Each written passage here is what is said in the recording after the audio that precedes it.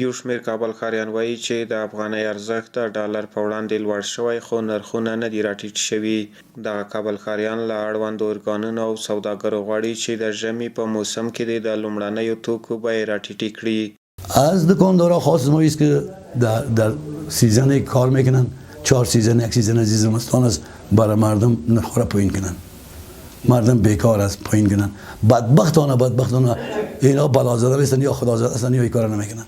د سوداګریزو مارکیټونو مالکان بیا وایي چې د سالنګ د لارې جوړېدو سره د اوړو او نورو توکو د لیږد لګښتونه لوړ وو، نو له همدې امله د مصرفي توکو په بیو کې هم کموالی نه دی راغلی.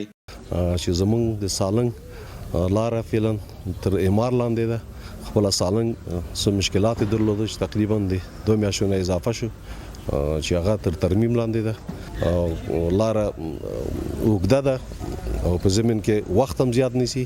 په هغه لحاظ موږ فعلا یو ټن کرایه داسې تاسې فکر وکوئ چې په 15,000 سلو پورې موږ یو ټن اوړه بار کړ، اما فعلا په 4,000 400 200 کرایه بارېږي. په هغه وجه باندې دغه مصرف چې یو موقتي سلسله ده زیات خوري، یعنی په هر ګونۍ باندې په 50 کیلو چې موږ محاسبه کوو 150 افغانۍ، یعنی دغه نرخ تفاوت دغه علت ده چې کرایه زیات خوري.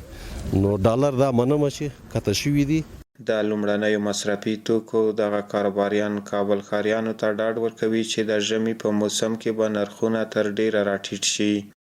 200 تر 1.5 افغانۍ پورې به نرخ کته شي. یعنی فعلا موږ یو ګونی اوړه چې هغه خوړې دي چې هغه مشکلات نه لري په 1450 40 تر 10 پورې یو ګونی موږ په بازار عرضه کوو.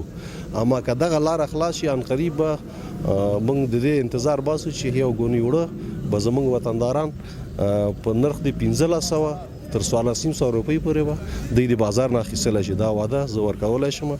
د یادونې وړ ده چې په دې وروستیو کې د بهرنیو اسعارو په وړاندې د افغانۍ ارزښت په بېسارې توګه لوړ شوی. هیوادوال غوښتنه کوي چې د مصرفي توکو بیې دې هم راټیټې شي.